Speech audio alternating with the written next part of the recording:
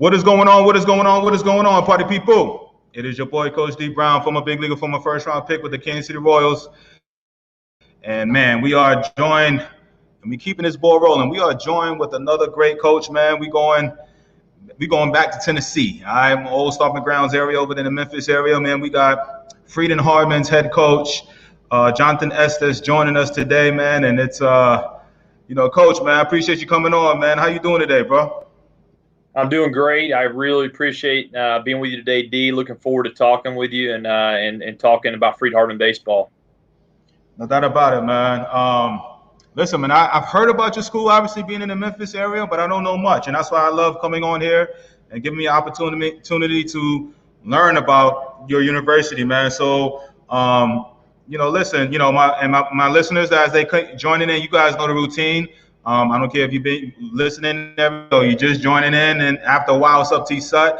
I'd love to hear where you guys are listening in from. So give me a little shout out and let me know where you're listening in from, and I'll shout you out in a little bit. We do a little roll call in a couple of minutes. So anyway, Coach, man, let my listeners know where exactly is Freed-Hardeman University. What part of Tennessee this is your school in?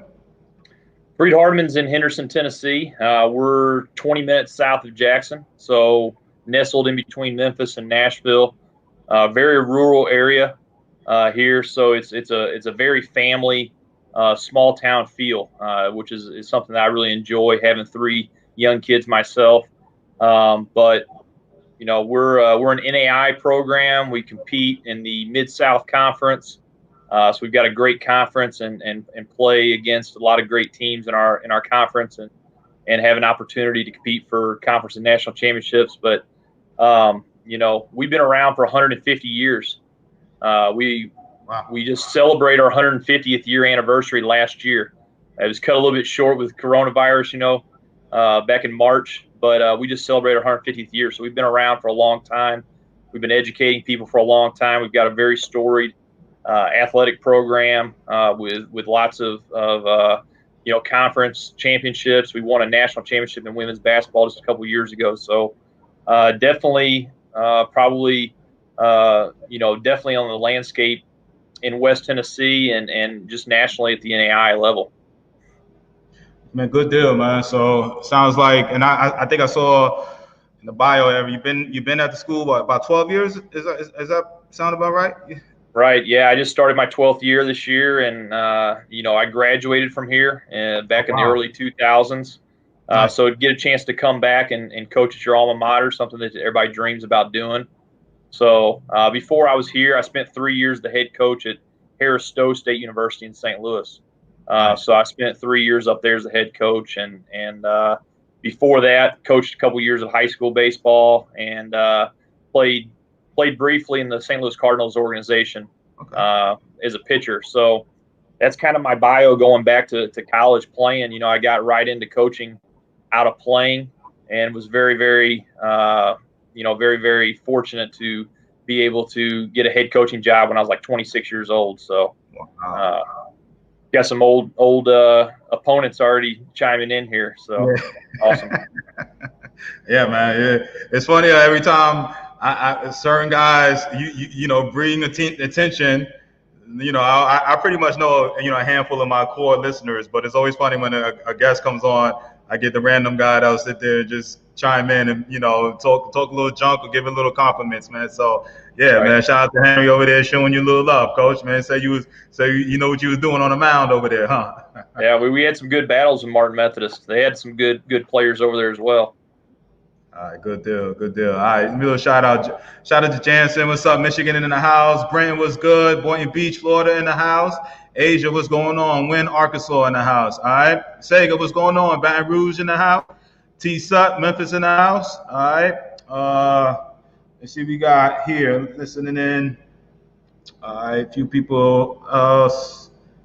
I don't know where Henry is from, but let me see. All right.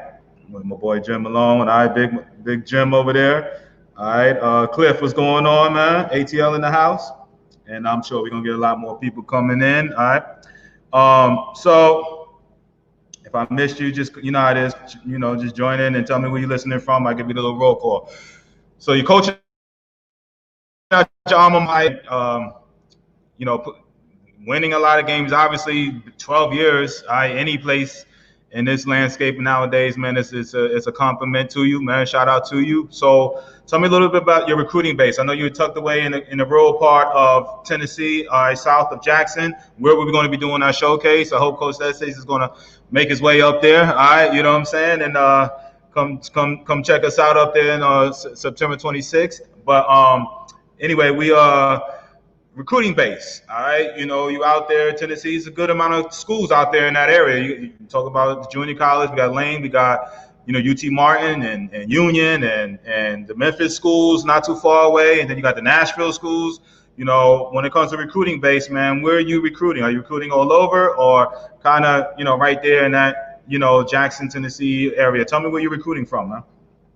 Well, we become a national program, over the last several years, going to the World Series a couple of years. We've been able to recruit nationally. We've got players in our program right now from Canada. We've got players in our program from California, Texas. So we've been able to draw good players from all across the United States. If you look at our roster, 75% of our roster is going to come from 3 to 4 hour radius of where we're at. The good thing about being in West Tennessee, we're 2 hours away from Missouri. We're 2 hours away from Arkansas. We're 2 hours away from Mississippi, Alabama. We can recruit Memphis really heavy. We recruit Nashville really heavy. Murfreesboro, you got a lot of really great baseball in Tennessee. So, our bread and butter of who we're recruiting is going to be 2 to 3 hours from us. But like I said, we've got guys on our roster from all over the United States and even Canada and every once in a while we'll have some other international players. But we're mostly recruiting the high school guys and trying to bring them in and coach them up, and try to help those guys develop and be able to be impact guys for us. Maybe not their freshman year, but sophomore and junior year for sure. So the schools that you're mentioning, the Memphis and the UT Martin and the Lipscomb and Belmont, we're recruiting against those guys for a lot of these players. So we feel like sophomore and junior year, they're going to have an opportunity to compete at a national level for a national championship, and a lot of guys are interested in doing that, obviously. Yeah, I mean, like when you in that situation, like how do you separate yourself? Like, I know you kind of briefly said that, you got to compete against those guys, but, for any parent listening in, and it's a bunch of competition and stuff when it comes to players in and around that 3 hour radius, or even if, international players, anything, it's heavy competition, is recruiting trail. What do you do to separate yourself from the rest of the pack, not just the Linscombs or the Memphis, but anybody in your conference and all? Because that's ultimately what it's about, is winning your conference first. So right. what are you doing differently to get the top level kids coming in there?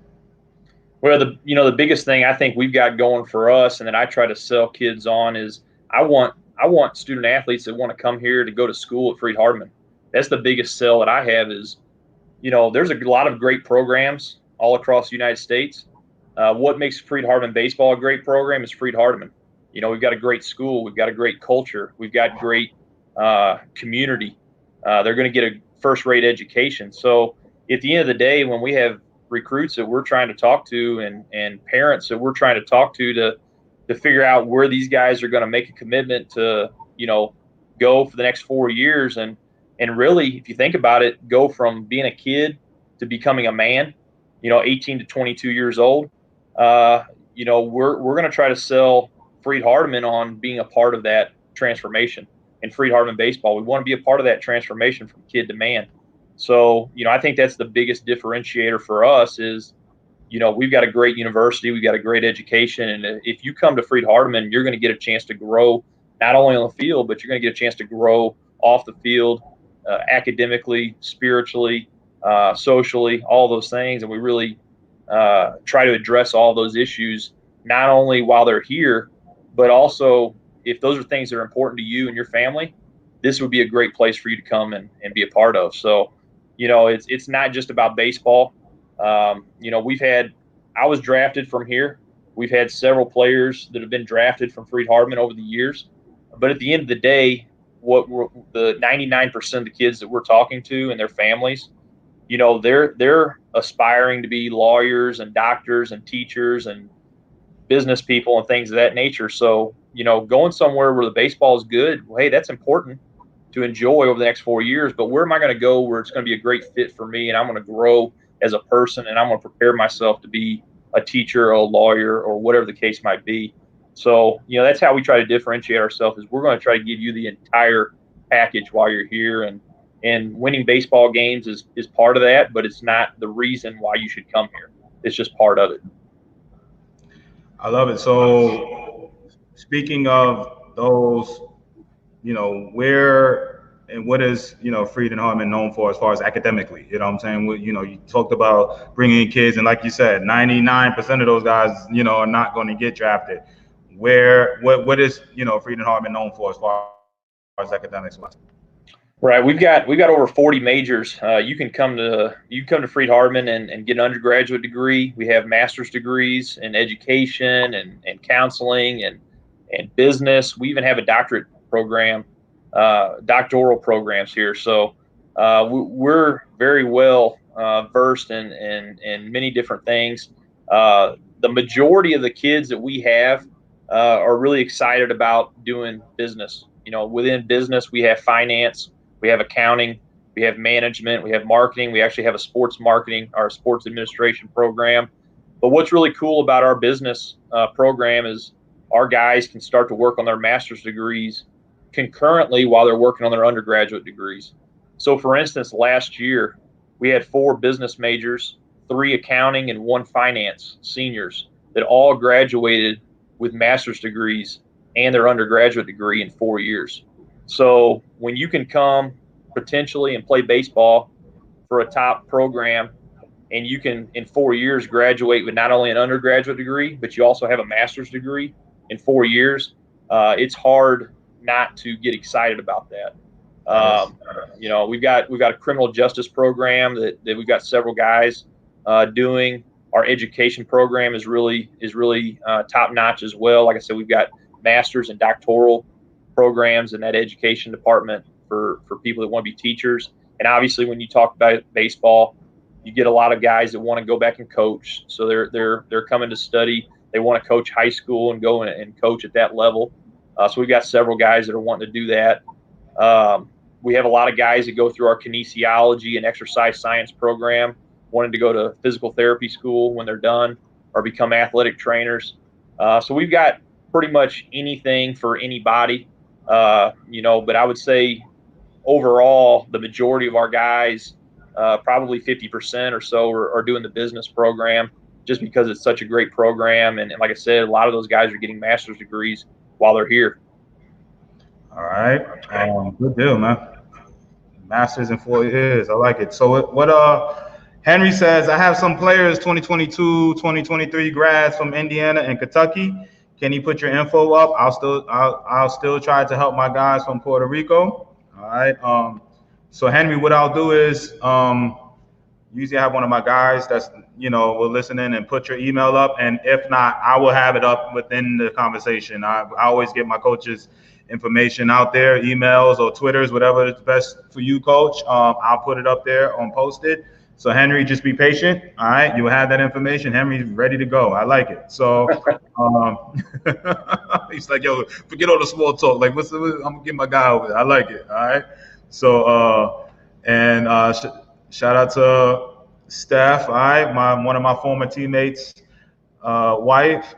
Alex's little brother Robert Prieto went to Freed and played baseball for Venezuela. I believe this was his coach in 2014.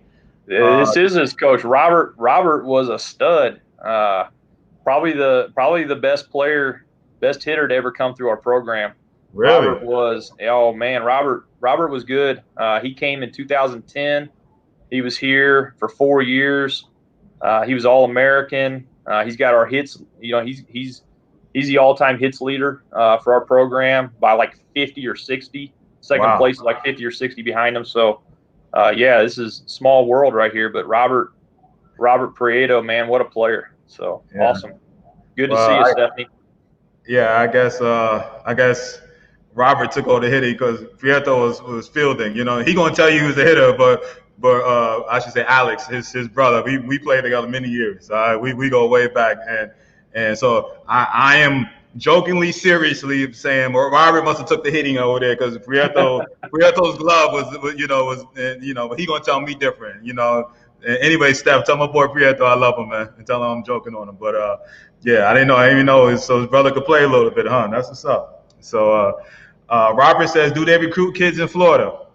Oh yeah, we've had several players from Florida come through our program.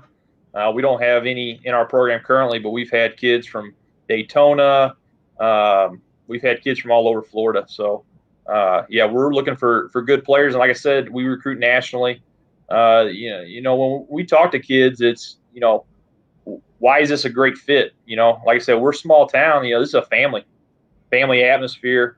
We want kids that want to be here and want to grow. They want to be a part of something special. They want to be a part of a tight-knit community, not only in the baseball program, but also in the university. That's one of the benefits, I think, of going to a small school is you get a chance to get to know a lot of people. Your professors get a chance to know you. I went to a big school out of high school, and I didn't know any of my teachers. I didn't know a lot of my classmates. Those things. So it was just a great experience when I transferred to Freed-Hardeman to get a chance to be around people that when I'd see them out in the community, they'd talk to me. Some of my marketing teachers would come watch me when I was playing pro ball. They'd take vacation and come bring their family out when I was playing in rookie ball over in Johnson City, Tennessee. They came over and took vacation over there to see me. The next year I was in the Florida State League. They took vacation down to Florida. Those are the types of things you get, the relationships you make when you're at a small school. So, yeah, we recruit kids from all over. Just want to make sure that they're a great fit for, what we're trying to do, and anybody can be a part of that. Where what years did you get drafted? I should have asked. 2002. Okay, yeah, you younger than me. I'm about to. Are you saying Florida State League or something like that? So I was like, well, maybe but yeah, you're a little younger than me, bro. So yeah, I know. And you said in the Cardinals when I was coming up, the Cardinals was in Carolina League, so not Florida State League. So, but yeah. Anyway, the good deal, man. Let me see here. All right, shout out to give people. Jason. Jason says I got a freaking going on with my. This is what happens with my daughter. I don't know about you. When my daughter uses my computer, stuff happens to her, and it just doesn't flow right. So I'm like, yeah. And she has her own computer, but she did something with mine, messing with the Bluetooth, and now I can't scroll through all my comments like I want to. But anyway, let me just read these questions off. A couple of people, Javier, what's up? Chris, what's going on? Juan, what's good? All right, Jansen. All right. Jason out in Texas says, tons of talent in Texas. You need to come to the Dallas area, coach. That's what he says. Asia says, are you still recruiting players for the 2021 school year? We haven't finished our class. We've got quite a few offers. We've actually already had 13 commitments for 2021. So we're in the tail end of kind of recruiting 2021. So if you've got some people 2021, definitely when we get the contact information up there, it's moving quick. And I think the situation that we're in with coronavirus taken out this last spring, everybody got an extra year of eligibility. I think that's affecting a lot of people in a lot of different ways. For instance, for us, we had 6 seniors come back. We had 4 graduate transfers come in that should have graduated already. So we've got 10 guys on our roster right now this fall that should be done with baseball, but they're still playing. So how does that affect, your recruiting class for next year and the next year and the next year? So, for different programs that, affects everybody in a different way. And I think what we're seeing is that there's a lot of great players that usually aren't available at this point in the year. They're 2021s that are still available. So we've had a lot of success over the last several weeks, especially getting some commitments out of some kids, just because I think people are starting to feel a little bit of pressure. So We are still recruiting 2021, but like I said, it for us especially is trending that we might be done, 3-4 weeks from now. All right. Well, don't be all the way done. So We're not going to be all the way done. Yeah, Asia's son will be at the workout on September 26th. So don't be all the way done. At least on a couple of slots open. Robert is on. Robert is you talking him up, and he's on the live. So Robert, I see your name here. So chime in anytime. We're just talking highly of you. I didn't know Alex had a little brother. All right, so you're probably the better looking one too. And so the Javier says, with the COVID pandemic, let me see. I think I could post it up. I think I got this one here. All right. Shout out to Javier in Florida. With the COVID pandemic, how is the athletic program adapting? I guess, talking about it a little bit, but. If you've been following news, you've been seeing how a lot of teams have been addressing different things, specifically within our conference and nationally. Even NAIA has moved all of the fall championships to the spring, so they've switched volleyball and football and soccer and all that stuff to spring. They can play non-conference stuff this fall. So, for us, for baseball, we're practicing right now. We're having to deal with all the things that COVID's bringing at us. We've had a couple guys that have had to quarantine and things of that nature because of contact with guys in class and things of that nature. So, as far as right now, we're just kind of taking it day by day. We're practicing, we're working out. Right now, we're having to do all of our workouts outside. We can't get in the weight room.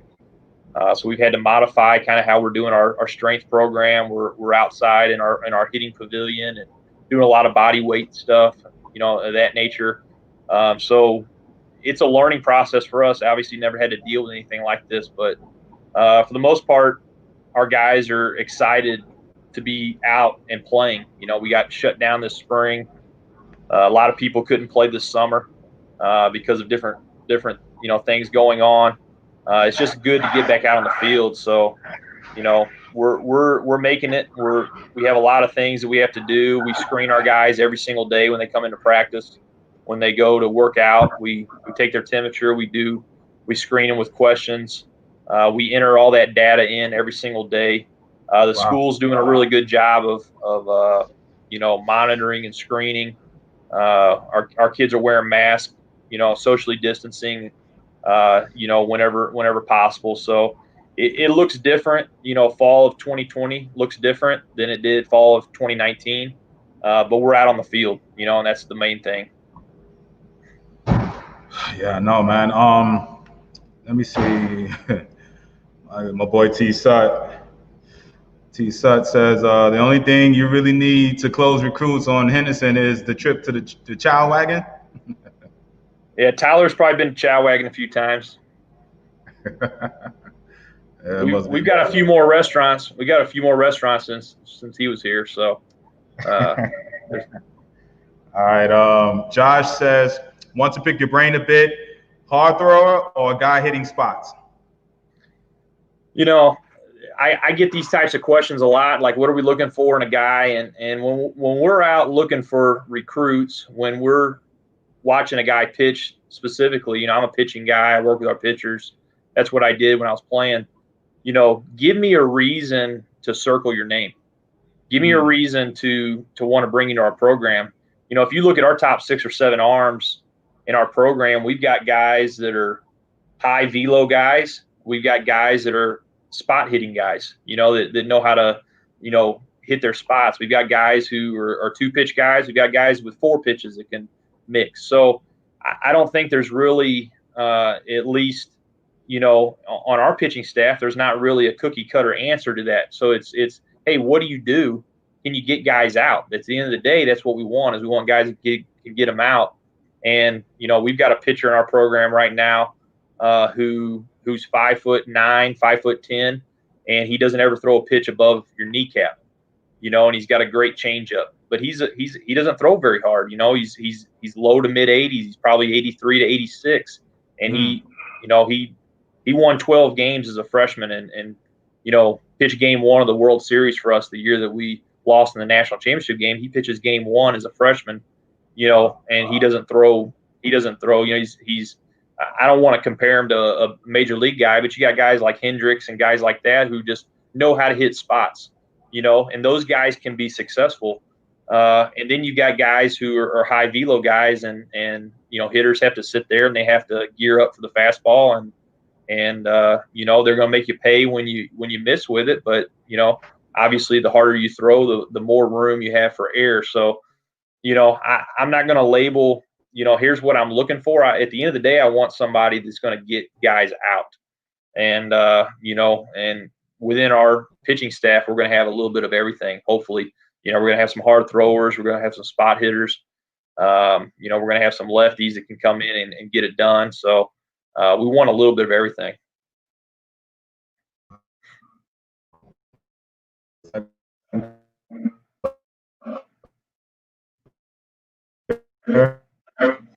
You there, D? Lost you for a minute.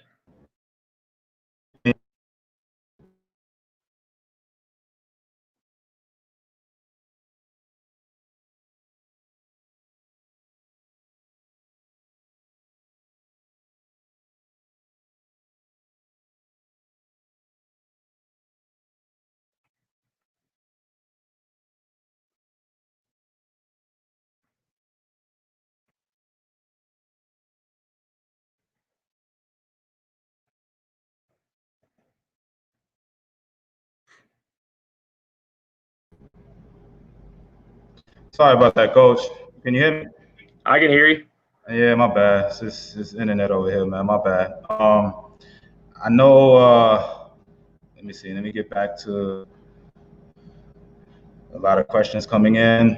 I know I kind of left you hanging over here, huh? But anyway, Jason says we are bringing 2 young men from Dallas to the Tennessee Showcase, both 2020 grads. All right, shout out to Jason. Appreciate you. All right, making that trip up there. So, Coach will, make sure he's there, definitely. All right.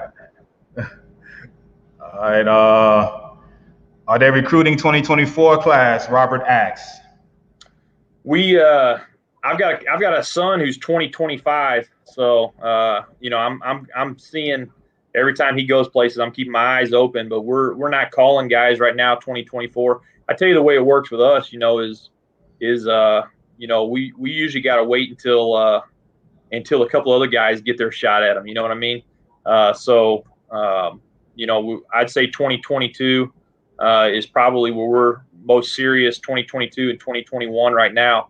But like I said, I've got a son who's a 2025, and he's doing the showcase circuit. They're playing down in Hoover this fall, and we're going down to Lake Point, and I do all that with my oldest son. So I'm keeping my eyes open everywhere I go. So who wouldn't, right? Exactly. Yeah. Get a double dose. Get to watch your son and watch some future talent. That's exactly right. All right. So, all right, man. You actually sure to see my boy Robert over here. All right, says looking like Prieto in the face a little bit. All right. We are super competitive brothers, so we will both say that we are better than the other. Shout out to Coach Estes, all right, and the great program that FHU has. Thanks, Coach Estes, for the amazing work he has done and continue doing so. Best years of my life. Shout out to Robert. Giving you a shout out. Robert has never been on here. Steph must have told him to come on in. So, Robert, I appreciate you coming on, bro. Robert's a dude. He, I tell you, his junior year, he struck out one time, had 210 plate appearances, and only had 1 strikeout the whole year. What? So. Dang. We had to tell him to stop making so much contact. He could hit. Did he get a chance to go pro too? Did he have a pro opportunity or no? He going into his senior year had several professional opportunities. He hurt his hand in the fall and ended up having a red shirt his senior year, and he came back for that 5th year and ended up graduating. I was so proud of Robert. You know, he came in here, had a great opportunity to graduate, and he did that. I know that he made his family proud, and you know, I'm super excited that he's on here, and glad that he chimed in there. No doubt, man. So Robert, tell your brother I said what's up, man. That's my boy. Me and his brother go way back. We played multiple years in the minor leagues together, man. That was, and his wife, and you know, super tight. You know what I'm saying? We tight under and tight. But anyway, good people, man. Great family. Jeffrey says, Coach, what is your advice for starting early in exposure for the 2024 high school grad? What do you look for in a recruit other than playing capability? We are originally from Bolivar, all right, and have recently moved to Southern Arizona. Freed-Hardeman and the community is a great area. Yeah, Bolivar is just right down the road, so that's basically in our backyard. But you know, the biggest thing that I think a lot of parents, like I said, I've got a 2025 kid, you know, and I see it with him and see it with the parents. You know, the biggest thing right now is these kids still have to develop. You know, you see on Twitter all the time kids that are 2024s and 2023s. I saw a local kid today that had committed to an SEC school today as a 2023. Like, these kids, they still have to develop a ton before they get to college. You know, so just because kids are committing when they're, you know, freshmen and sophomores in high school, that doesn't really mean anything because basically that's potential. And, you know, that P word sometimes can be a dangerous word. So these kids have to continue to develop. So they've got to continue to work. And you know, as long as your kid has a plan and they're going out every single day trying to execute that plan. And when I talk about a plan, I'm talking if they're a position player, what are they doing this time of year? What are they doing with their throwing program? What are they doing hitting wise? What are they doing with strength and speed training? You know, if they don't have a plan that they're going out and trying to execute every day, you know, other people are. You know, my 11-year-old has a plan. Like he just got off school.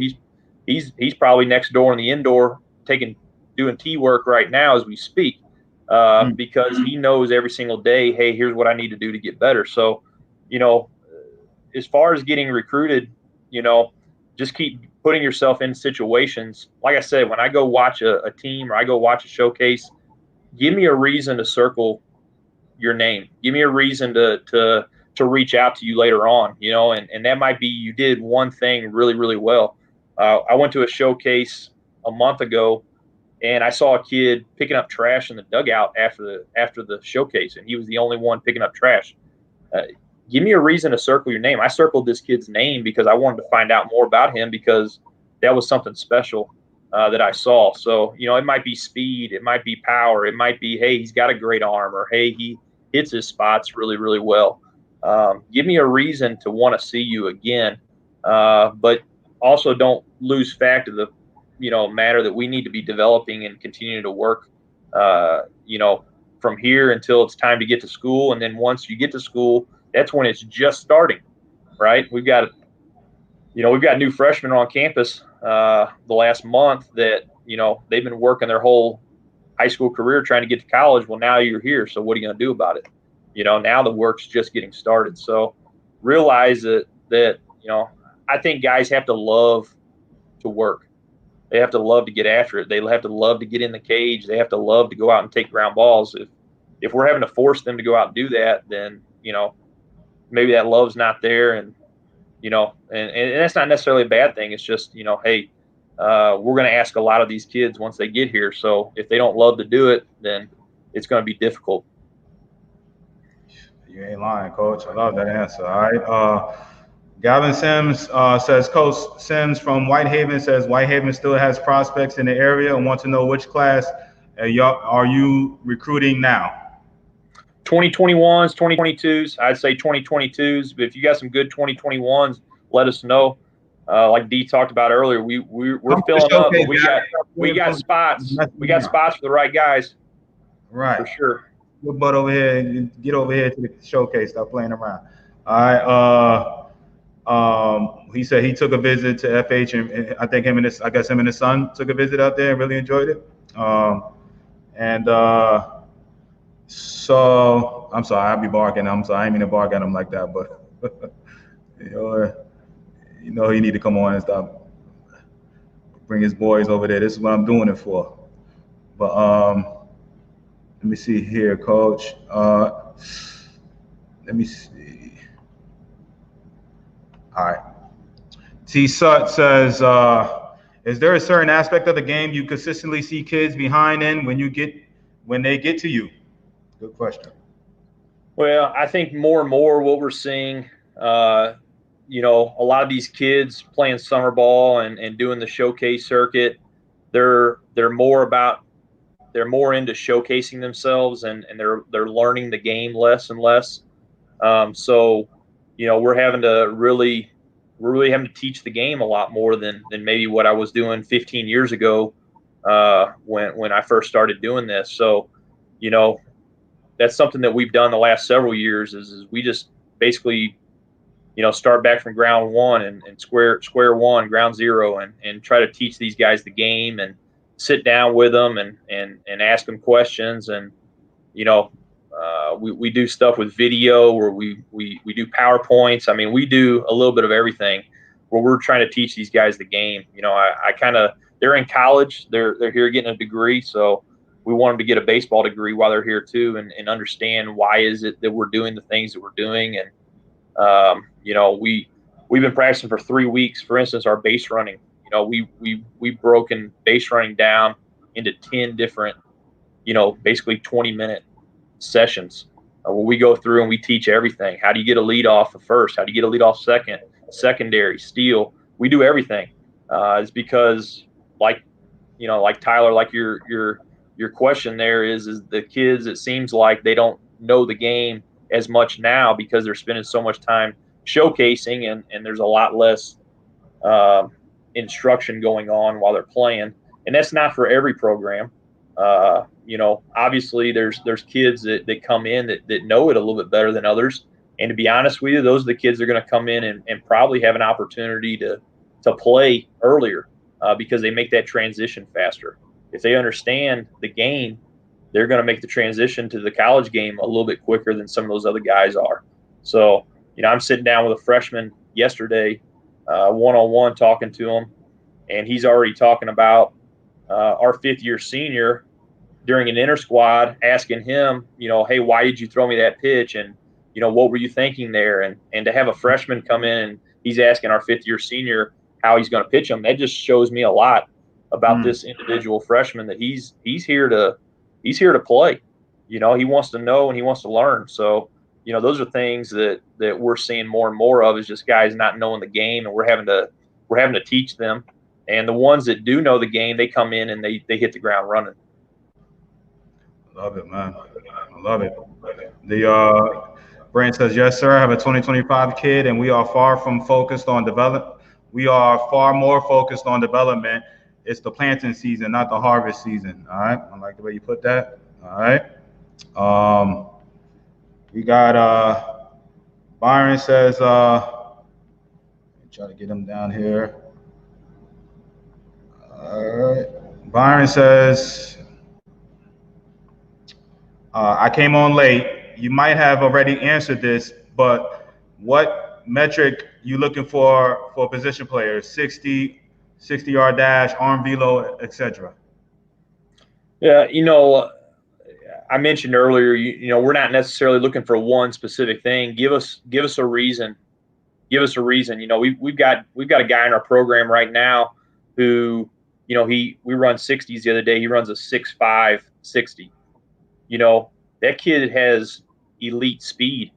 And let's find a way to utilize you. Let's find a way to get you on base, because there's a good chance that you're going to be on second pretty quickly. So, different guys have different abilities. If you've got a tool, we'll take a tool and try to build around that. Very rarely are we going to be fortunate enough to bring kids in that have, 3 or 4 tools plus tools. So we're going to look at, hey, what is it that you're really good at? Our shortstop right now, the guy that that we anticipate playing shortstop. He's an elite glove. He fields everything. He's a great defensive player. Probably going to hit 8 or 9 hole for us. But this guy's gonna prevent a lot of runs. So, our middle of the order first baseman, who has worked really, really hard defensively over his time here. He's a senior this year, and is a guy that he's one of the best hitters in the nation. He's been All-American, first team All-American his freshman and sophomore years. Was a Golden Spikes guy, nominee last year. He's a really, really good player. When he first came, he was not very good defensively, and it's something that he's really worked hard to get better at. But his offense, was so good that we got him in the lineup. He was a DH for a while, and then, like I said, as he's improved, he's been able to become a first baseman for us, and has worked hard to try to even, expand out of that and be able to play, maybe third or outfield or something like that. But, it's give us a reason to recruit you. And, so I'm not looking for one specific thing. I go watch D play and he does something that I'm really excited about. And then I go watch this guy over here play and he does something completely different. And I can like those guys in equal ways because we're trying to build a roster. You know what I mean? We're trying to build a roster of players that are going to complement each other. You need leadoff hitters and you need 3-hole hitters. You need a defensive, you need a good solid shortstop. You need, things like that. So, baseball IQ pays off. 100% agree. So we're not looking for one specific thing. Just give me a reason to circle your name, and let's go from there. All right. So a little bit before he circles your name, maybe you could give him a little bit more information before he sees you. So here's his email, Coach. I hope you don't mind. I'm putting out your email. I know Henry. I hope Henry's still on. Still on, because Henry, in the first 2 minutes of the show, he was ready for this. So anyway, this is Coach Estes' email information. So again, if you got some film on your kid and you don't need a long paragraphs in there, but just short to the point. Class, where you from, and a little bit of a video. Some solid, maybe YouTube videos with a link to it. Not taking 20 minutes to load up. All right. So, all right. Leave that up there for a little bit, and I'll put it back up there in a minute. All right.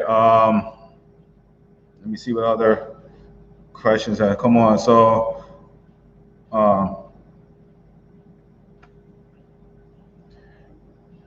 I'm sure he gets lots of emails. How do you decipher which emails you look to start the recruitment process? You're right. We get a ton of emails every day. For us individually, specifically at Freed-Hardeman, we want kids to send us emails. I know sometimes parents will fill out, send an email, and that's fine. But we want the student athlete. We want them to reach out and send us emails and things of that nature. So, and we want personalized emails. I will very rarely read an email that's sent to 100 different people. If people are just trying to blast an email out to 100 people, you haven't given. You're not really that interested in our program if you're just going to send it to 100 people. So, be personal. Reach out, call the coach by name.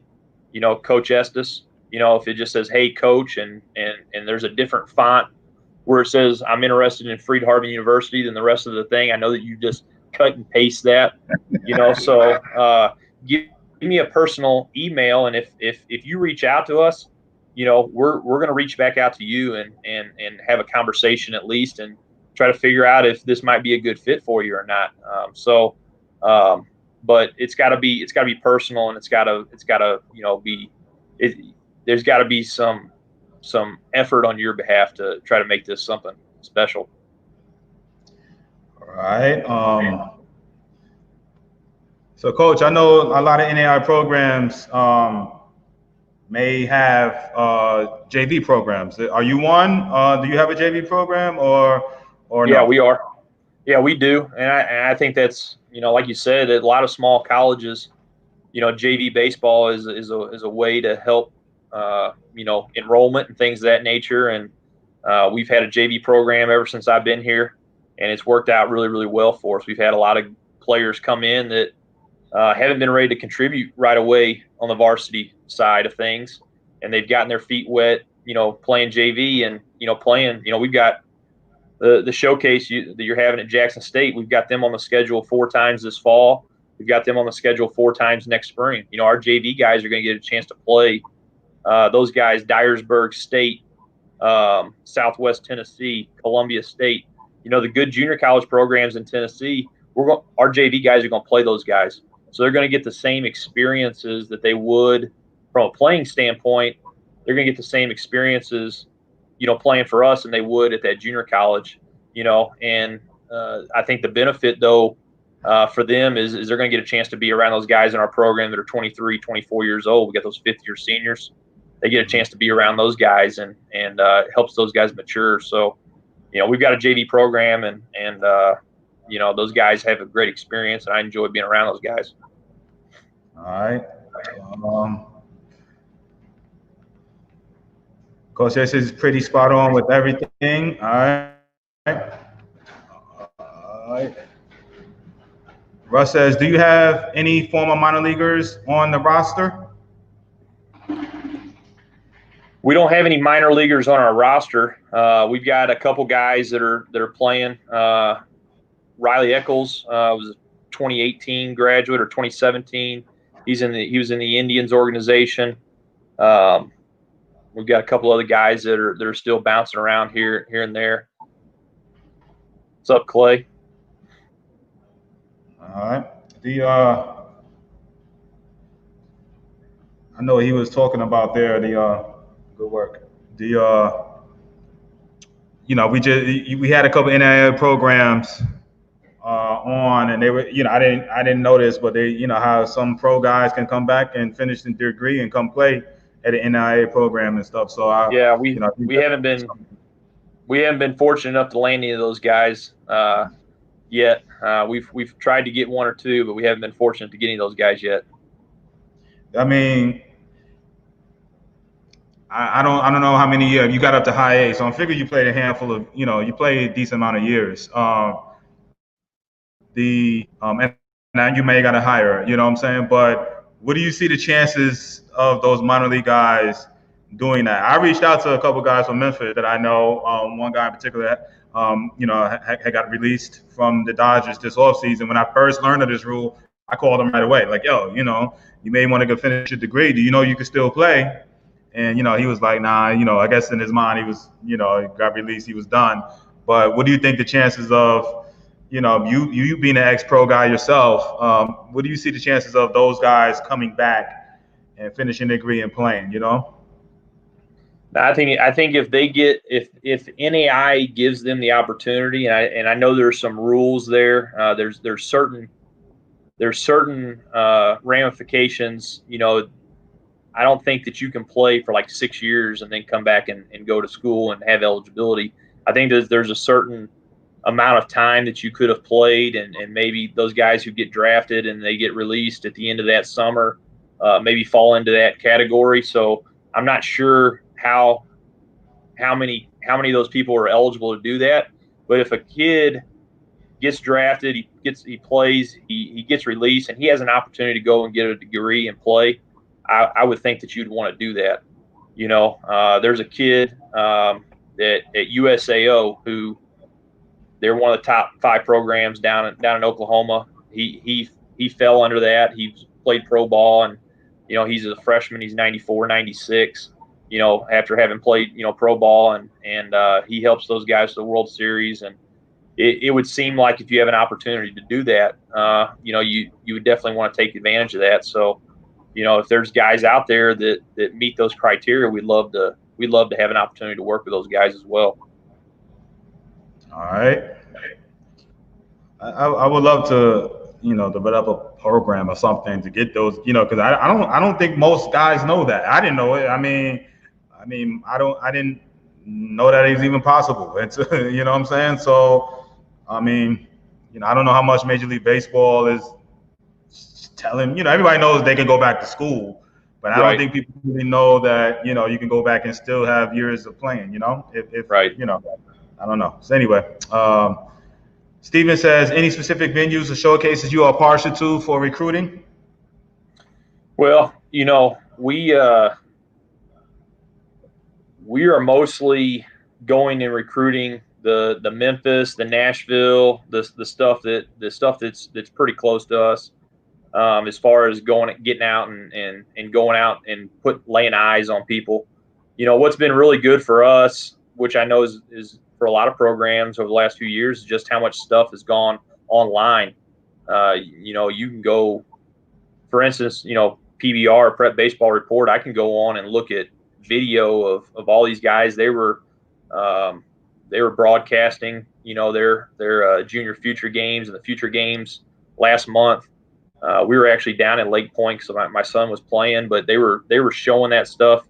College coaches could watch that, so more and more we're getting an opportunity to be able to sit in our office and watch, streaming of things, and which is good because there's only a certain amount of us, and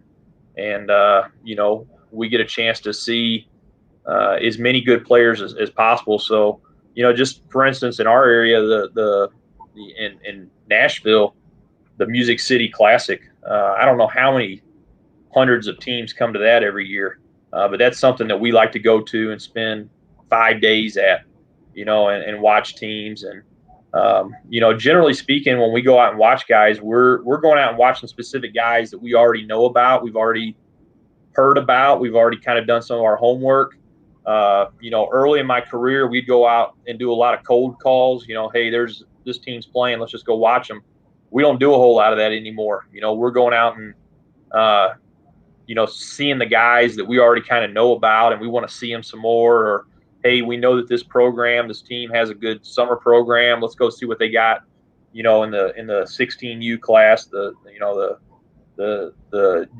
upcoming junior class, see what they've got. So, I wouldn't say there's anything specific that we like to do, but we do go to a lot of stuff in Memphis. They have several tournaments here that they host, and then the Music City Classic. And my assistant coach, he works for a summer organization during the summer. He coaches, so he's getting a chance to see guys all during the summer. He coached 16U this year. He's going to do the 17U this next year. So he gets a chance all summer while they're going around playing. He's at all these tournaments seeing these guys. So, we get a chance to see a bunch of kids during the summer.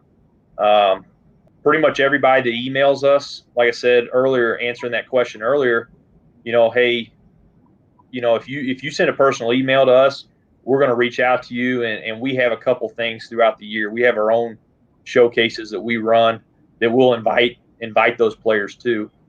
We had one last month.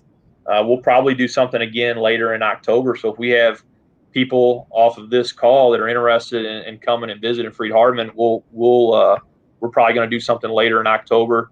And if you reach out to us, we're going to invite you to that and give you an opportunity to come on campus and show us the abilities that you have. And as I mentioned earlier, give us a reason to, make a phone call or continue the conversation. All right, love it. There you go. So in October, Coach will be having another showcase. And Coach, when you have that date set, definitely touch base with me and I'll post it. If you have it now, that's cool. But if not, definitely touch base. Yeah, we will. All right. Byron says, does NAIA years count against NCAA eligibility? Yes.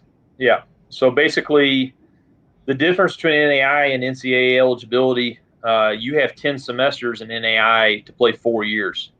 So I think NCAA, they start a clock. Once you start playing, they start that clock, and you have a certain amount of time to play your eligibility. NAIA doesn't have a clock; they just have semesters. So if you play 2 years of NAIA, you're going to have 2 years left of NCAA, and vice versa. So very similar rules as far as that goes, but we deal off of a semester rule versus a time frame. Okay. All right. Shout out to Justin. Justin says Gibson County in the house. All right. Shout out to Justin. What's up, Justin? Play some of those kids. One kid, I think he graduated this past year from that area. I seen him play as a 13-year-old, and I still have nightmares, and I just wonder whatever happened to him. He played for the Gibson County Braves. The 13-year-old dude's shortstop was. He would have graduated if he was at that age group. He would have graduated this past. I think either he's a senior or he definitely would have graduated. I hope he continued to play and done well. But when I think of Gibson County, I think about that kid. He hit 2 bombs that still ain't landed out in Jackson when I was with my youth teams back then. Yeah, but Russ says, what's the benefit of going to an NAIA versus D2 or D3? I think the biggest thing you have to take into consideration when you're trying to figure out where you want to go to school is what's the best fit. There's a lot of benefits going in NAIA. We've got the most scholarship. We've got 12 scholarships to give baseball, which is the most. Division I's got 11.7, D2 has 9, D3 doesn't have any athletic scholarships. So there's generally going to be a little bit more athletic money at an NAIA school. Like I said, a lot of the things that I love about coaching at Freed-Hardeman, I can do because we're in a program, NAIA school. For instance, we have guys come out to our house. Obviously, coronavirus, we can't do that, but we have guys come out to our house and we'll feed them. We have people in our community that you'll have guys on the team out to their house and develop relationships. We have a adopt a student or adopt a player program that a lot of people in our community take advantage of, where people in our community will adopt some of our players. Some of those things you can't do in an NCAA school. So I think to answer, my biggest answer for Russ would be is, I don't think it's necessarily NAIA versus D2 or D3, and that's what a lot of people make it a lot of times. If you take the best teams in NAIA, you take the best teams in Division II, and you take the best teams in Division III, you take the best junior college teams, and you take the best Division I teams, and you put them all, at a field and played against each other, you're not going to be able to tell a big difference between any of them. So when we went to the World Series, 2018, 2019, the guy that we faced in the championship game, he's throwing, 96 and it hit 99 in his fall showcase, so, we're facing really good arms. We're facing really good players. We got a freshman in our program right now that the D that he touches 93 in our inter squad the other day. He's got a big arm. Chris and Colton both were on today. But anyway, I should have shot them out. But yeah. Shout out to Colton. We got a freshman who's pumping 93 in our first inter squad of the year. So, it's not NAIA versus D2 versus D3 versus junior college. It's, hey, what's the best fit for you? And it's not, hey, what's going to get you the most likes on Twitter? When you say, hey, I'm going to commit to so-and-so college, that's not what it's about. It's about where am I going to be happy for the next 4 years, and where am I going to grow as a young man, and where am I going to get a degree from, and where am I going to get an opportunity to be challenged on a daily basis. I think that's what we have to take into consideration when we're looking at schools. Okay. I agree. Definitely. Speaking of NAIA, let's keep it going with why do NAIA institutions offer more scholarships? Well, that's just the limit. NCAA Division I, the limit is 11.7. So a school doesn't necessarily have to give the full amount of scholarships they're allowed.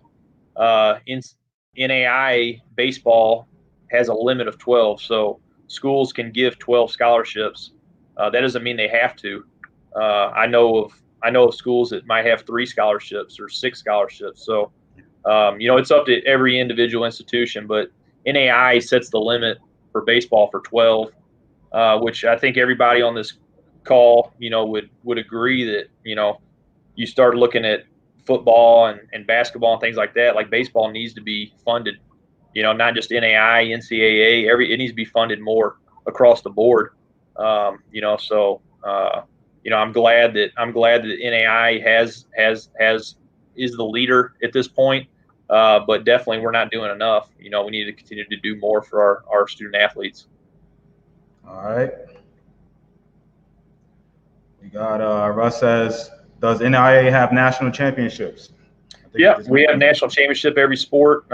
It's very similar, what you would see in Omaha. We after our regular season, we have 10 opening round sites, which are basically like regionals.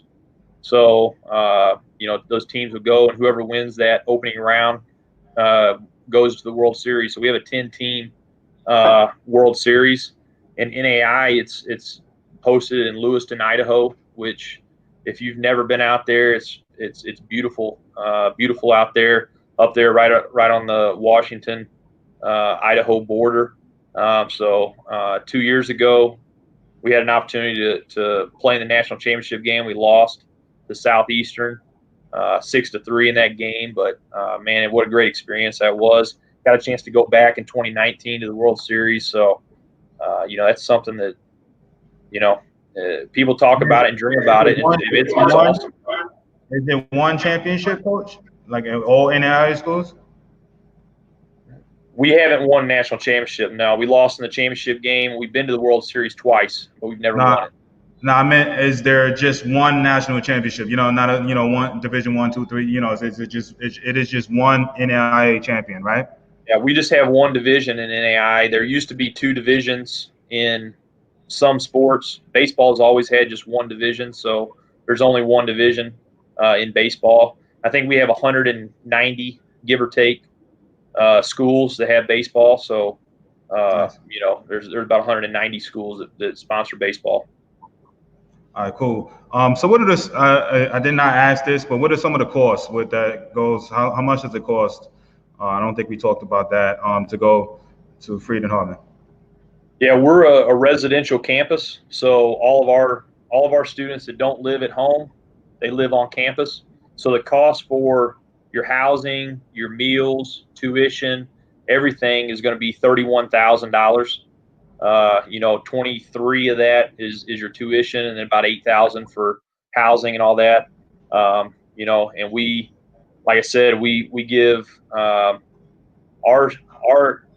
program, our institution, we give baseball merit scholarships. So basically what we do is we take into account students' academic money that they would receive, and then we're able to tie in baseball merit scholarships as well as that, and put those together and make an offer combining those things together. So, we're able to be pretty, we're able to make some pretty good offers to guys. We feel like we're very, very competitive with a lot of the offers that we're able to make. So we're fortunate in that way.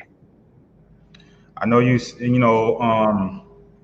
people here in NAIA, they don't think competition and all that, but the couple of guests that I've had at NAIA program, like yourself, pro experience, hell, you got a pro contract of the NAIA school, so you are a walking testament of, like, if you can ball, you can get a pro contract. So we talked behind the scenes last week. You got 2 or 3, besides my boy Colton, you got 2 or 3 arms that potentially, and has some pro opportunities, no?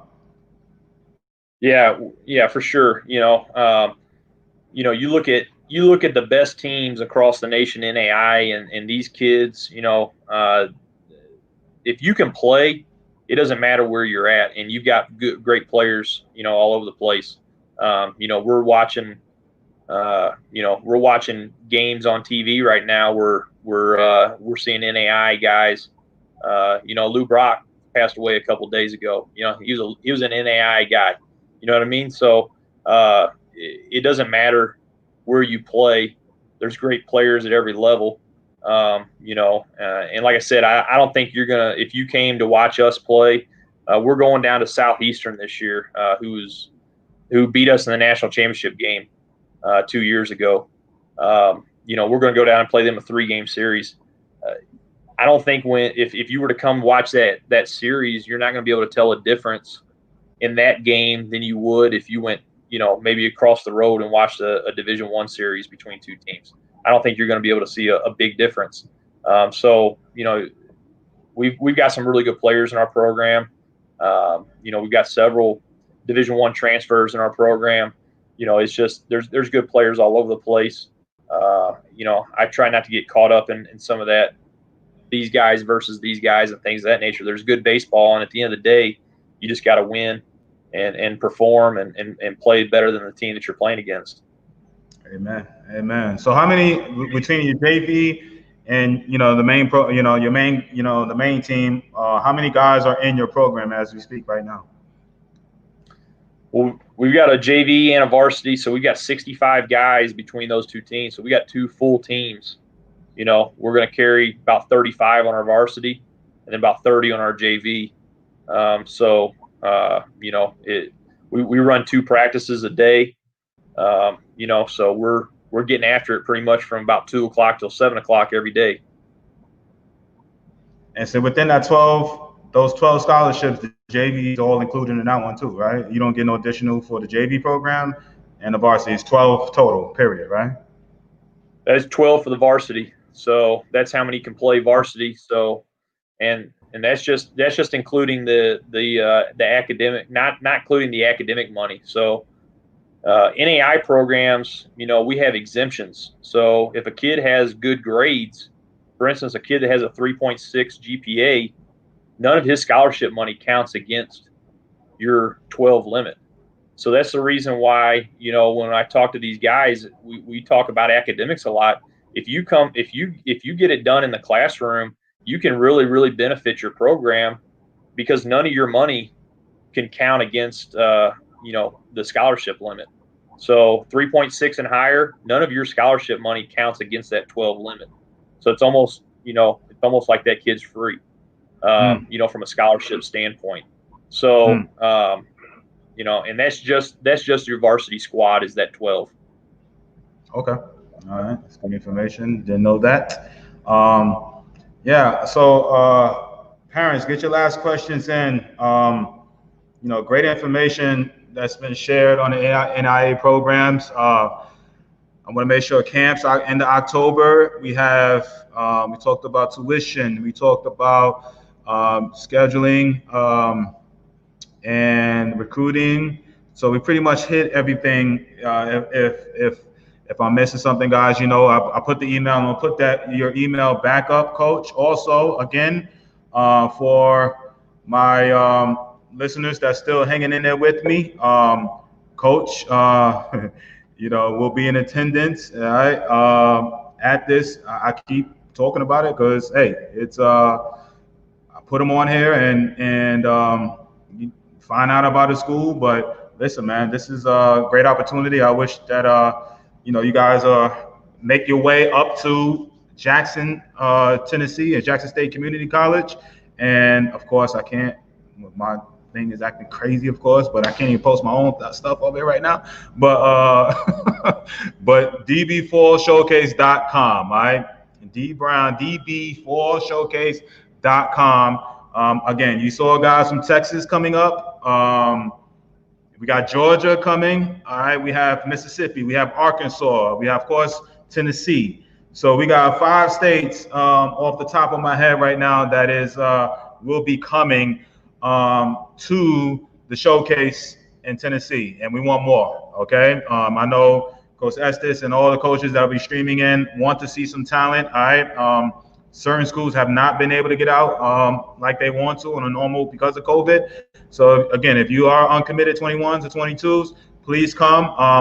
We also have some junior college and some college guys out there because of the pro scouts that will be there. All right, so we have some guys that are, junior college guys still looking for 4-year schools, but then we also have some pro scouts there also looking for some talent. Okay, so it will be a fun, full packed day. All right, I definitely want you guys to come out and join us. All right, Coach will be looking and trying to find some talent out there, man. And I hope my boy Colton, get to see my boy Colton. So anyway, Coach, before we head out, I always have my guys, send us out with a great message. All right, this is the link right there, the4showcase.com.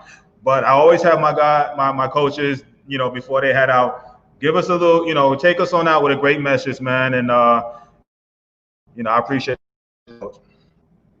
Now, I really appreciate the opportunity to be with you guys today. And like I tried to say earlier, this is, when you start looking at college, it's one of the most important decisions you're ever going to make. Figuring out who you're going to marry, what you're going to do with your life. It's an important job, and we just really want to encourage people to do their homework. We want to encourage people to, take their time and make really great choices. This transition from being an 18-year-old to being a 22-year-old, we've got a lot of guys in our programs who are interviewing for jobs right now. We've got guys that are engaged to be married. They're getting ready to become men.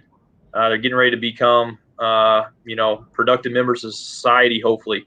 So we want to have an impact on these people as they go from that transition. And we don't always do it 100% perfect. It's a great opportunity for players to grow and to get a chance to be around people and that they're not used to being around. So, D, I really appreciate what you're doing for these parents and for these players. And if we can help anybody out, I look forward to getting a chance to run into some people and do that. Good deal, man. That's why I do it. Jansen, thanks for those kind comments. And that's why I have this platform to bring light. All right, you learn about NAIA programs. Truth be told, before 2 years ago, I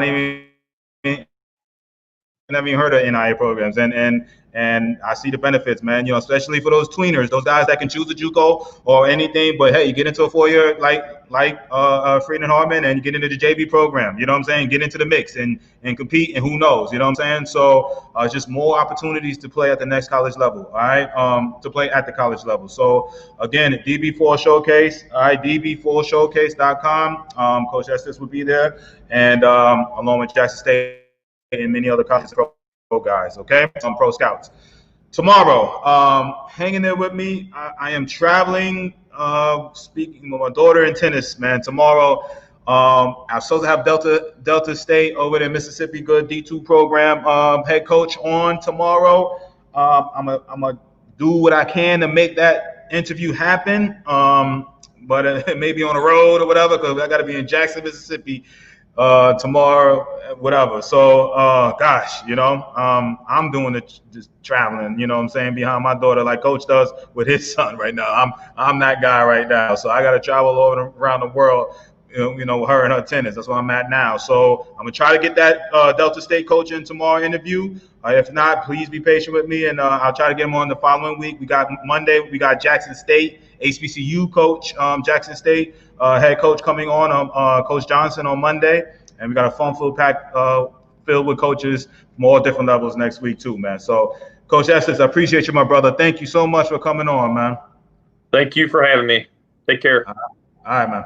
Okay. 4 p.m. tomorrow, parents, and look for the messages, and if I have to change anything. Sorry about it already, but family is first. Y'all know how that go. Coach, man.